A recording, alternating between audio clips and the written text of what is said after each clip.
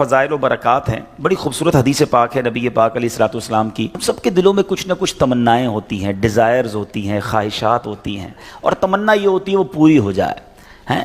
آؤ آج میں بتاتا ہوں، نبی پاک علیہ الصلوۃ والسلام نے ایک فارمولہ دے دیا ہے، ایک زبردست طریقہ بتایا ہے کہ جس سے ہماری آرزوئیں، ہماری خواہشات، ہماری تمنائیں پوری ہو سکتی ہیں. سرور کائنات علیہ الصلوۃ والسلام نے فرمایا من صلی علی فی یوم 100 مرۃ، جس نے روزانہ مجھ پر 100 مرتبہ درود بھیجا، قضى اللہ لہ 100 حاجۃ، اللہ تبارک و تعالیٰ اس کی 100 حاجتیں پوری فرمائے گا.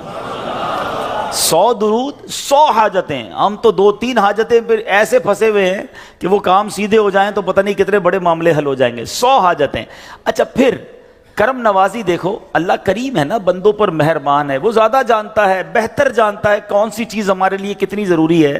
تو پھر آقا فرماتے ہیں 70 منہا لآخرتہ و30 منہا لدنیا. آقا فرماتے ہیں ان میں 70 آخرت کی اور 30 دنیا کی حاجات ہوں گی. دنیا میں 30 حاجتیں پوری ہو جائیں گی اور آخرت کی 70 حاجتیں پوری ہوں گی. اور کرنا کیا ہے، محنت کیا کرنی ہے، کوشش کیا کرنی ہے، صرف 100 بار درود پاک پڑھنے والے کو یہ اجر ملتا ہے. تو اے میرے میٹھے اسلامی بھائیوں، چلتے پھرتے اٹھتے بیٹھتے آج کل سوشل میڈیا پہ گھنٹوں ہمارے وقت گزر رہے ہیں، اس سے بچیے اور درود پاک اپنی زبان پر جاری رکھیے. پھر دیکھیں انشاءاللہ. بلکہ میں سچ بتاؤں، اگر کوئی ایسا میرا بھائی بیٹھا ہے نا جو پریشان ہے، بیمار ہے، قرضے میں ڈوبا ہوا ہے، کسی ڈیفیکلٹی میں ہے، گھر میں پرابلم ہے، طبیعت ٹھیک نہیں ہے، آپ یقین کریں، آپ درود پاک کا وظیفہ شروع کر دیں اور پڑھتے رہیں. بس آپ اپنی آنکھوں کے سامنے دیکھیں گے کہ چیزیں آسان ہونا شروع ہو گئی ہیں، طبیعت بہتر ہونا شروع ہو گئی ہے، بوجھ ہلکا ہونا شروع ہو گیا ہے، ٹینشن فارغ ہونا شروع ہو گیا ہے. مسئلہ یہی تو ہے کہ پرابلم میں، مشکل میں ہم سب کو یاد کرتے ہیں، سب کے پاس جاتے ہیں، نہیں پکارتے تو اپنے رب کو نہیں پکارتے، اللہ کے حبیب علیہ الصلوۃ والسلام پر درود نہیں پڑھتے. تو اپنی عادت بنائیں. اور درود پاک تو کب کب کس کس کو کام آیا ہے.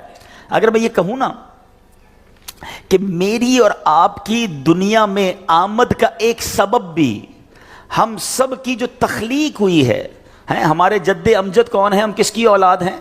حضرت آدم علیہ السلام کی. اچھا ماشاءاللہ، حضرت آدم یعنی ہماری امی حضور پھر کون ہوئی؟ بی بی حوا. ماشاءاللہ اتنا تو پتہ ہے نا. حضرت آدم اور بی بی حوا کا رشتہ کیسے ہوا آپ کو پتہ ہے؟ یہ نکاح کیسے ہوا، یہ رشتہ ہوا، یہ جوڑا بنا تو یہ سلسلہ بنی آدم شروع ہوا نا، اولاد شروع ہوئی، اور بڑھتے بڑھتے بڑھتے آج ہم سارے دنیا میں آ گئے. ہمیں آدمی کہا کیوں جاتا ہے؟ ہم حضرت آدم علیہ السلام کی اولاد ہے نا. اب آؤ بتاتا ہوں، یہ پہلا نکاح، یہ پہلا رشتہ، یہ پہلا جو جوڑا بنا وہ کیسے بنا؟ سبحان اللہ.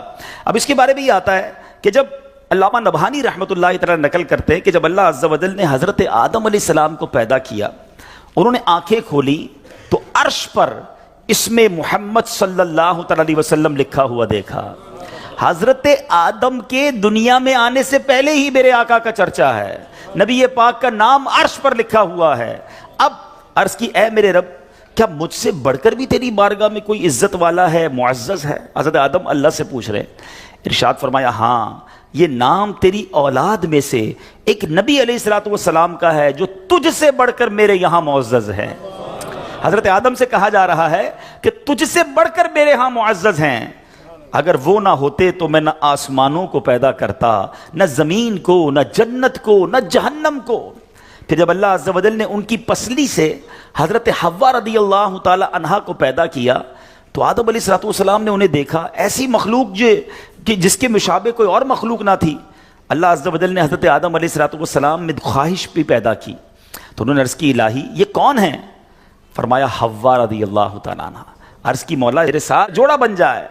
ارشاد ہوا تم اس کا مہر ادا کرو. عرض کی مولا مہر کیا ہے؟ ارشاد فرمایا اس نام والے پر 10 مرتبہ درود بھیجنا ہے. جس کا نام عرش پہ دیکھا ہے نا، اس کے نام پر 10 بار اس نام والے پر درود بھیجو. تو کہا اے اللہ میں نے ایسا کر لیا تو کیا میرا جوڑا ہو جائے گا، میرا جوڑا بن جائے گا؟ فرمایا ہاں، اب حضرت آدم علیہ السلام نے 10 بار درود پاک پڑھا اور یہ مہر بنا حضرت آدم علیہ السلام اور بی بی حوا رضی اللہ تعالیٰ عنہ کے درمیان جوڑا بننے کا رشتہ ہوا، اور اس کے بعد یہ ساری کائنات میں جو ہم دنیا میں آئے تو گویا پتہ چلا کہ وجہ تخلیق کائنات، یہ تو اس حدیث سے بھی پتہ چل گیا کہ نبی پاک علیہ السلام کے لیے یہ کائنات بنائی گئی، اور سبحان اللہ حضرت آدم علیہ السلام کا جو بی بی حوا سے جوڑا بنتا ہے اس کا مہر بھی نبی پاک پر درود پڑھنا ہے۔ اب سوچئے کب سے نبی پاک پر درود بھیجا جا رہا ہے، کب سے میرے آقا کا چرچا ہے۔ اللہ اکبر۔ شاعر لکھتے ہیں نا کہ یہ کائنات بنائی کیوں گئی، اتنی سجائی کیوں گئی، سبحان اللہ۔ وہ کہتے ہیں کہ خدا کیوں نہ کرتا آرائشیں بزم امکا میں، خدا کیوں نہ کرتا آرائشیں دنیا کے ساما میں، تمہیں دولہا بنا کے بھیجنا تھا بزم امکا میں۔ یہ ساری کائنات ہی سجائی گئی ہے نبی پاک علیہ السلام کے لیے۔ مولانا حسن ادا خان صاحب لکھتے ہیں نا، کونین بنائے گئے سرکار کی خاطر، کونین بنائے گئے سرکار کی خاطر، کونین کی خاطر تمہیں سرکار بنایا، ایسا تجھے خالق نے طرح دار بنایا، یوسف کو تیرا طالب دیدار بنایا۔